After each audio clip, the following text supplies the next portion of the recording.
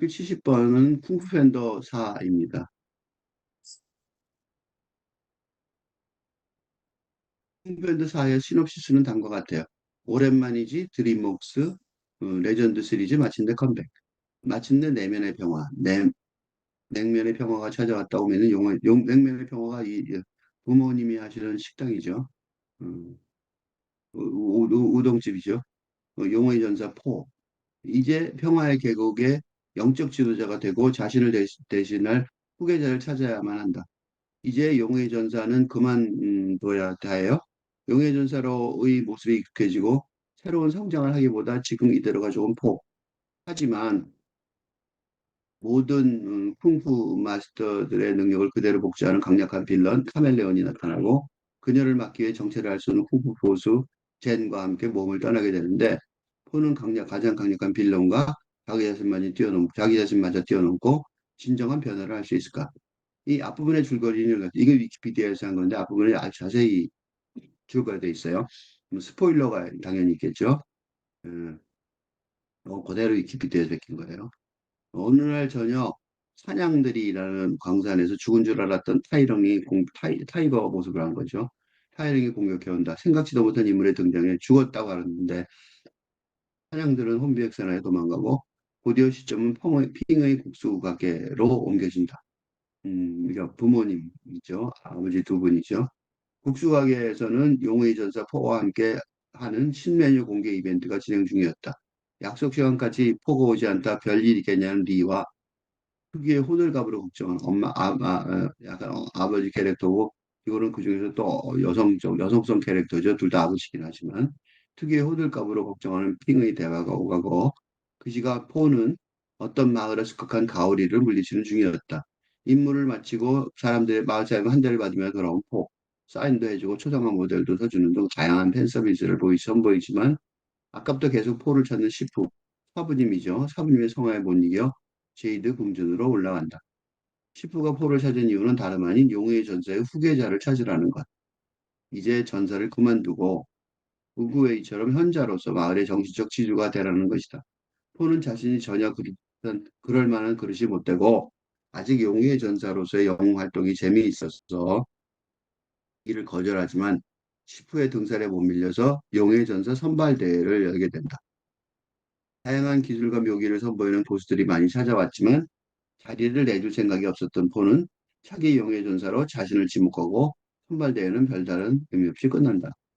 심란한 와중에 명상이 도움이 된다는 시프의 조언에 따라 내면의 목소리와 쌓아가며 애쓰는 순간 그 내면의 목소리가 막 만화 불풍선이 있죠. 그게 막 튀어나오고 그러는 게 계속 이 영화에 나가 여기저기서 포의 눈에 누군가 선현을 모시는 전당에 침입하는 모습이 들어온다. 따라서 따라 들어온 포의 눈을 속여가며 각종 보물을 훔치던 침입자는 이내 우구의 동상의 모습이 반사되어 모습이 발각된다. 침입자의 병체는 바로 회색 우유 젠, 회색 여우 젠. 젠은 포를 조종하며 날랜 몸놀림으로 지혜의 지팡이까지 훔치지만 이내 포의 꽤 넘어가 포박되고 만다. 하지만 이송되는 와중에도 뻔빠른 태도에다 타이렁의 재등장 소식을 듣고 조롱하는 등 포의 신경을 단단히 긁어놓는다. 얼마 후 감옥을 방문한 포에게 쟤는 그 타이릉의 정체는 변장의 귀재인 카멜레온이라는 작자이며 그녀의 소재를 알고 있다는 딜을 해온다.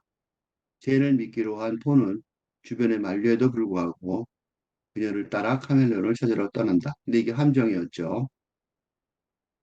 카멜레온이 그 지혜의 그 지팡이를 훔치려고 한 작전이었어요. 그냥 이 쟤는 이 카멜레온의 제자였고요. 한편 아들이 걱정돼 견딜 수 없었던 펑가리는 포가 몰래 따라는 몰래 그 뒤를 갑니다. 마블 등 헐리우드 블록버스터 영화들이 초심을 잃는 바람에 초심을 잃어버린 것 같아요. 그리고 설득력 있는 미래의 갈 길을 제시하지 못하는 바람에 엄청난 투자 금액에도 불구하고 실패를 많이 하죠, 최근에. 근데 이 쿵푸 팬더가 그런 위험을 영리하게 피하고 있는 것 같아요. 어떻게 피하느냐를 보려고. 그리고 이 영화에 가장 많이 등장하는 세 개의 구절, 즉 이 영화의 주제를 뚜렷이 밝히는 구절이 용의 전사, 마음의 평화, 영적 지도자. 너는 이게 영화의 전사 그만하고 영적 지도자가 되라. 그렇게 하는 거죠. 그 과정이 이제 이 영화의 과정이에요. 포가 영의 전사에서 영적 지도자가 되는 과정이라고 말씀드죠. 그러니까 주인공 포가 용의 전사라는 게 중요하죠.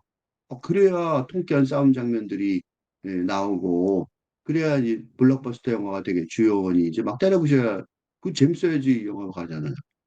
그래서 이제 싸움 장면이 나오는데 그렇지만 쿵푸팬더 4까지 시리즈를 이어가게 하는 원동력은 미국인의 20% 이상 서구 세계가 심취해 있는 선불교 마음 챙긴 명상의 힘이죠. 이 명상을 사람들이 굉장히 좋아하니까 붐이죠, 거의. 그러므로 시프보다 뛰어난 제자라고 이 그, 그렇죠. 일제라도 마음의 평화를 추구하는 기본 자세를 잊어버릴 수는 없으며 영적 지도자의 차원으로 올라가라는 스승의 지침을 어길 수가 없어요. 여기 보시면 이제 스승을 갖고 아직 거의 안 하고 갖고 놀죠. 근데 이렇게 명상을 하지 않을 수가 없는 거죠. 이 영화에서 아주 여러 번 되풀이되는 영적 지도자라는 모토는 아주 영리한 전략 같아요. 그러니까 선불교의 명상이 중요해진 이유가 뭐냐면 21세기 인류에게 근대적인 종교 체계를 대신한 영성사상이 요구되고 있어서 그래요. 종교는 지금 뭐 전쟁의 원인이 되고 있는 판이니까 말이죠. 분쟁의 평화를 주는 게 아니라 거꾸로 전쟁의 원인이죠. 그리고 이 선불 경상이 바로 그 대표 주자란 말이죠. 근데 마음챙김 명상이라는 것이 스트레스 해소에 엄청난 도움이 된다는 건 확실해요. 그러니까 그런데 그리스 문명 이후 자아중심주의의 바탕을 두는 서구 세계가 전폭적으로 수용하기 어려운 게 무아 개념이거든요. 자아가 없다. 라는 거를 받아들이기는 참 어렵단 말이에요. 그 사람들한테. 그러니까 그거를 받아들이라고 강요하기 참 어려우니까 우회하는 길이 필요했었는데 이 영화는 마음의 평화라는 개인적 수련, 이거 스트레스가 없는 마음의 평화죠. 바탕을 둔 영적 지도자. 즉, 이 영적 지도자가 뭐가 비슷해 보이냐면 플라톤의 철학자 왕, 필로소퍼 킹하고 비슷해요. 그래서 인류 미래의 공동의 지도자 대한 모색 작업에 집중할 수 있게 해주는 거죠. 그러니까 안 되는 거에 집중하는 게 아니라 어, 다른 과제, 더 중요한 큰 과제를 가지고 안 되는 과제를 이제 덮으면서 안에서 해결하도록 하게 하는 거죠. 그런 전략을 쓰는 거야. 예를 들면 포의 빌런으로 등장한 카멜레온 밑에 나오죠. 카멜레온이죠. 밝은대 시대에 요구되는 영적 지도자잖아요. 지금 요구되는 게 바로 이 영적 지도자를 요구하잖아요. 근데 그거하고 대척점에 있는 반대점에 있죠. 그게 적이 되는 거죠. 전쟁이 외교의 최종 수단이 되었던 근대 시대에 만연했던 지금도 아직 만연해죠. 전쟁하고 있으니까 최대 권력 지도자라는 목표. 트럼프나 뭐 푸틴이나 시진핑이나 다 그런 것 같죠. 카멜레온 같은 사람들이죠. 그래서 이렇게 카멜레온이 그 지혜의 지팡이를 가지고 영혼을 불러내서 이 힘을 뺐죠.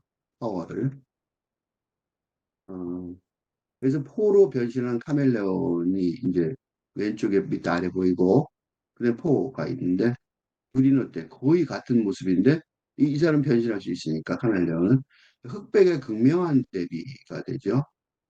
하나는 기분 좋고 하나는 기분 나쁘죠. 그러니까 이거는 영성 사상의 바탕을 둔 밝은대 미래의 영적 지도자를 모색하는 것은 포기하지 않았지만 기존의 블록버스터 영화 문법을 포기하지 않아도 되는 응? 그러니까 막 싸우고 재밌는 건 안 포기 안 해도 되는 거죠. 그런 또한 하나의 공식을 찾았음을 증명하는 거죠. 왜 어떻게 이렇게 될 수 있었느냐? 이 다른 블록버스터 영화 만든 사람들이 꼭 알아야 되는 건데 그러니까 미래의 영적 지도자의 길을 창조해 나갈 탈근대 시대의 정치성이 근대 시대의 현실을 배척하거나 배제하는 게 아니라 포함하면서도 초월하는 길을 택해야 되는 점을 제대로 이용한 전략이거든요. 그 회색 여우 젠이 결국은 걔가 이제 미래의 용의 전사가 되겠죠. 될 수 있는 건 바로 이런 포월의 전략의 책임자라서 그래요. 얘가 옆에 얘는 선의 세계만 속하는 포는 선의 세계만 있었죠. 아 달리 악의 세계의 대표자 빌런 카멜레온의 제자이면서 동시에 포의 인도하에 시프의 제자가 된단 말이죠. 어? 콩펜더포가 기본적으로 선불교 참선의 동양 영선 사상의 팔근대적 중요성 그것 때문에 콩펜더포가 세계적으로 유명해지고 있는데 일반 대중의 호응을 유도해야 되는 블록버스터 영화라는 측면. 그러니까 일반 대중은 그렇게 복잡한 얘기는 잘 못 알아듣잖아요. 그러니까 재밌게 응? 요락으로서 또 성공하고 있다는 점에 큰 의의가 있는 거죠. 그러니까 회색 여우 제니 그러면 왜 이 회색 여우 제니 어떻게 카멜레온의 제자였다가 정당하게 적법하게 합법적으로 배신할 수 있는 근거. 이게 되게 재밌는 말이죠. 배신을 하는 거죠. 근데 이제 정당하고 합법적이고 적법하게 배신해야 돼요. 왜 그렇게 배신할 수 있었냐? 카멜레온이 뭐라 그러냐면 제니 제자라는 인격체가 아니라 쓸모가 없으면 폐기할 수 있는 도구라는 걸 확인시켜 주었기 때문이에요. 그러니까 배신할 수도 있는 거예요. 그러니까 근대 시대에 평생에 거정된 역할의 개념이 어떤 때는 더는 의미가 없게 되기도 하는 할근대 시대로의 전환 상황이란 말이에요. 예를 들어 아버지라는 역할도 이제는 기능에 가깝게 되어 버린 게 페미니즘이 득세한 그리고 득세해야만 하는 현실이거든요. 그게 바뀌는 세상인 거죠. 관객이 제니 배신에 적극적으로 공감할 수 있게 하는 결정적인 단어는 감정이에요, 감정.